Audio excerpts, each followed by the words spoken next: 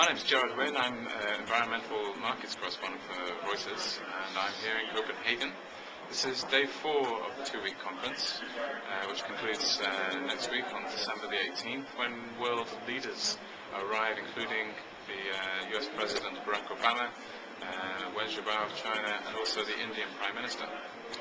Day 4, we are still very much in the territory of negotiation, with climate negotiators arguing principally over issues of finance, emissions cuts, and legal details. And really, all of them look pretty tricky at the moment.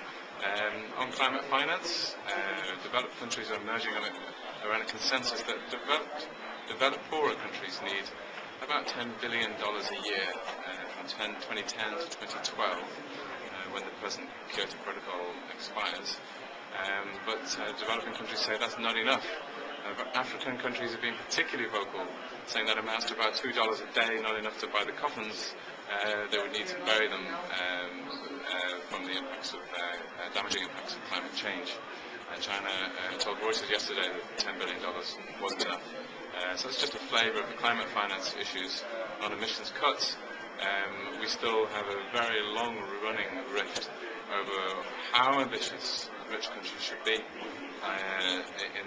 on their carbon targets for 2020, which is a critical date because it's quite soon, and most climate scientists say that global emissions have to peak by then, to stop rising by 2020.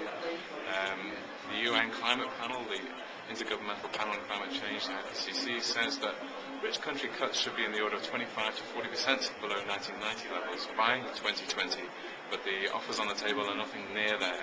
And indeed, US President Barack Obama, the United States, the world's second biggest carbon emitter, has only offered a cut of 3%, so nowhere near the 25 to 40 range. He argues, of course, that's not his fault. It was George Bush, his predecessor, who did little or nothing on climate change during his term in office. Nevertheless, we have that problem, that the poorer countries are not happy, and that is very difficult to see how that can be resolved. Perhaps the solution will be some kind of international offsetting mechanism that the US could use to top up its target, if you like. Instead of cutting its own emissions, paying developing countries to cut theirs. And that may be what we'll see at the end of next week, to top up the US target as something which is acceptable to China and India. And the one last problem is on legal details. People are a little bit mystified at the moment about how serious an objection from Tuvalu is. A small, low-lying country, clearly very vulnerable to climate change. They want legally binding cuts or emission action, not only from developed countries, but from developing nations. That's under the Kyoto Protocol. We have rich countries and a separate track of talks, if you like, for developing, for poorer countries.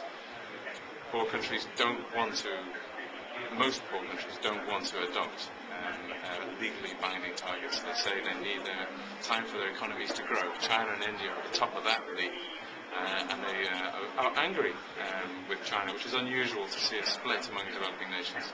They're angry with, China's angry with Tuvalu, suggesting that their targets should also be legally binding. So that's where we are on day 4.